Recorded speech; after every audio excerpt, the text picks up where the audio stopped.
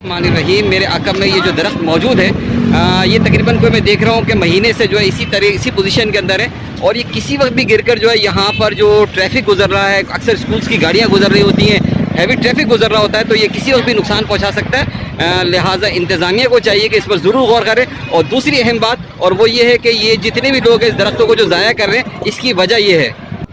دیکھیے, جب ہم یہ کہتے ہیں نا کہ پودا لگانا ہے, درخت بنانا ہے, تو اس پودا لگانے سے لے کر درخت لگانے کا جو ایک مرحلہ ہوتا ہے وہ ایک طویل مرحلہ ہوتا ہے, جس کے اندر پودے کو لگانا ہی فقط مقصد نہیں ہوتا بلکہ اس کی آبیاری بھی کرنا ہوتی ہے, اس کی حفاظت بھی کرنا ہوتی ہے, اس کو جانوروں سے بھی بچانا ہوتا ہے.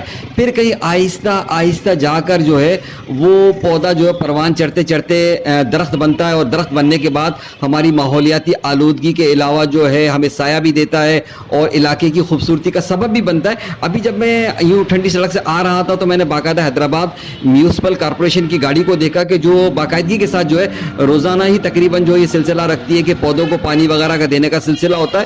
اگر اس پودوں کو پانی نہ دے تو ظاہر ہے کہ وہ پودے ہی مرجھا جائیں گے, ختم ہو جائیں گے.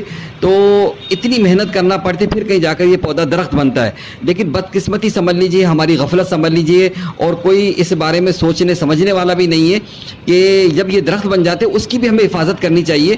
یہ جو کچرا جمع کرنے والا جو ہمارا ادارہ ہے وہ کیا کرتا ہے کہ جب کچرا وغیرہ جمع کرتا ہے تو کیا کرتا ہے کہ کچرے کو جمع کر کر وہیں پر ہی اس کو جو ہے جمع کر کر آگ لگا دیتے ہیں.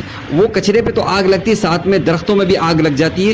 یہ جو درخت جو بالکل جل کر خاکستر ہوا, اور ایسا خاکستر ہوا ہے کہ اس کی جڑوں سے لے کر اگر آپ اوپر تک کا تنا دیکھیں گے تو پورا کے پورا جل گیا. وہ آہستہ جلتے جلتے جلتے جلتے جو ہے بالکل یہ ختم ہو گیا, اور جب بالکل کھوکھلا ہو گیا وہ تو وہ بیچارہ اب زمین بو سے قریب ہی ہے کہ کسی وقت بھی یہ گر بھی سکتا ہے.